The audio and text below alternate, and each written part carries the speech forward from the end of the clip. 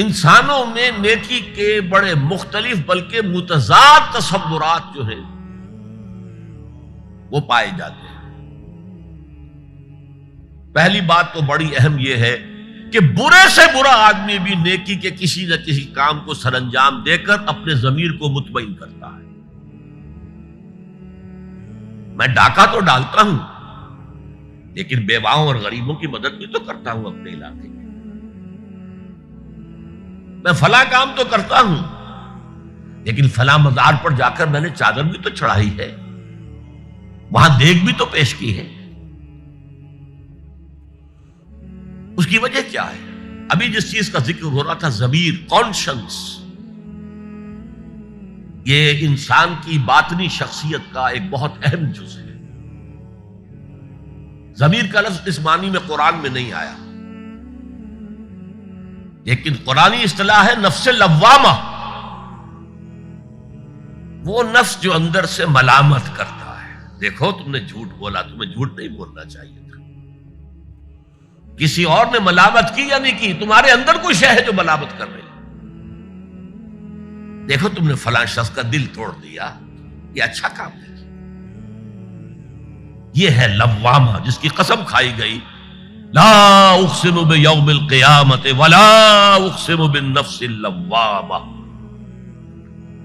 یہ نفس لوامہ ہر انسان میں ہے، اور جیسے ہمارے ظاہری وجود کے تقاضے ہیں، بھوک لگتی ہے، پیاس لگتی ہے، اسے کپڑے کی ضرورت ہے موسمی اثرات سے بچاؤ کے لیے، یہ جو مانوی شخصیت ہماری اندر ہے یہ بھی کچھ ڈیمانڈ کرتی ہے، اور انسان اپنے آپ کو مطمئن کرتا ہے، ریشنلائز کرتا ہے۔ ٹھیک ہے، یہ تو خرابیاں ہیں، لیکن میں نے یہ کام بھی تو آخر کیے ہیں نا۔ یہ انسان کی ایک لازمی ضرورت ہے، اپنے ضمیر کو مطمئن کرنا۔ اب دیکھیے ہمارے ہاں کے مختلف طبقات میں مختلف تصورات ہیں نیکی کے جو رائج ہیں۔ ہمارے ہاں ایک مذہبی طبقہ ہے جس کے نزدیک اصل اہمیت ریچولز کی ہے، عبادات کی ہے، رسومات کی ہے۔ معاملات میں وہ دھوکہ دے رہے ہیں، سودا کر کے پھر گئے، ان کے دلوں میں نرمی نہیں ہے، سائلوں کو دھتکارتے ہیں، لیکن ایک اعتبار سے بہت نیک ہے، سودی کاروبار کرتے ہیں۔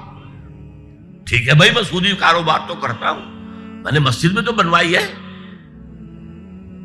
میں نے مسجد میں جھاڑ بھی تو لگوا دیا ہے، میں نے مسجد میں قالین بھی تو بچھوایا ہے۔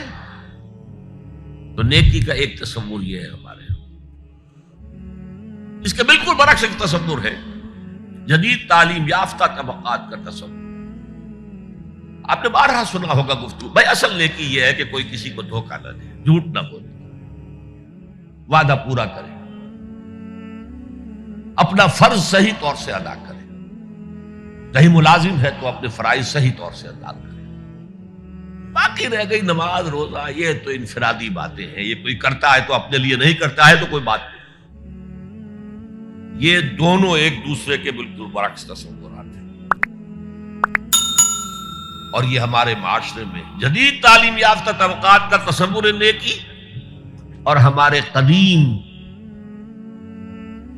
علماء اور ان کے زیر اثر جو عوام ہیں ان کے تصور نیکی میں یہ زمین و آسمان کا فرق ہے۔ آپ کو معلوم ہے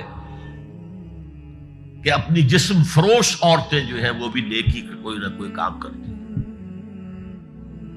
آپ دیکھیں گے محرم میں سیاہ کپڑے پہن کے جلوس کے آگے آگے جا رہی ہیں، سبیلیں لگا رہی ہیں،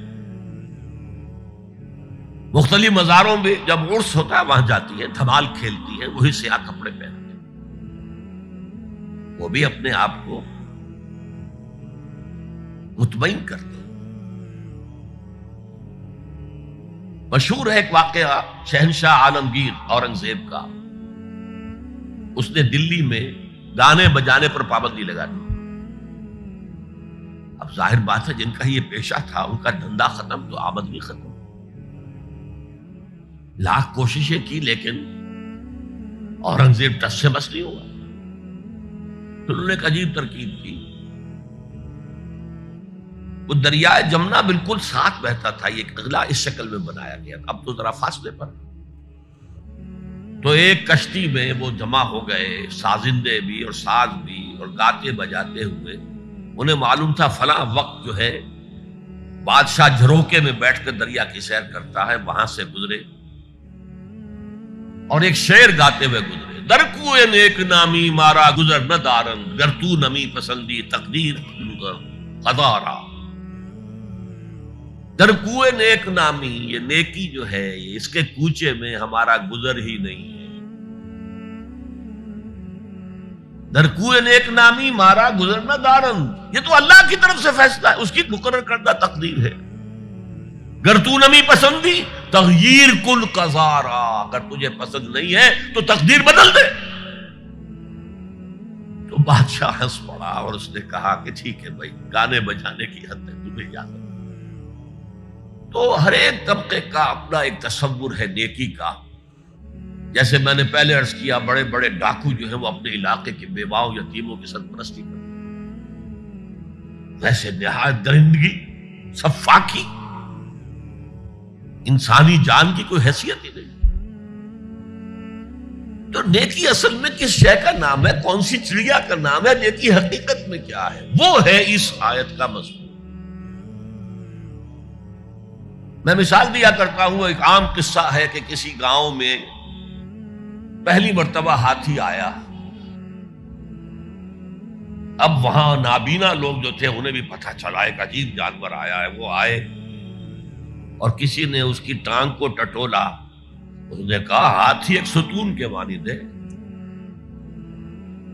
کسی کا اس کے کان کے اوپر ہاتھ پڑا، اس نے کہا چھاج کے مانند ہے وہ. کسی نے پیٹ کو ٹٹولا، بہت بڑا ڈھول ہے وہ.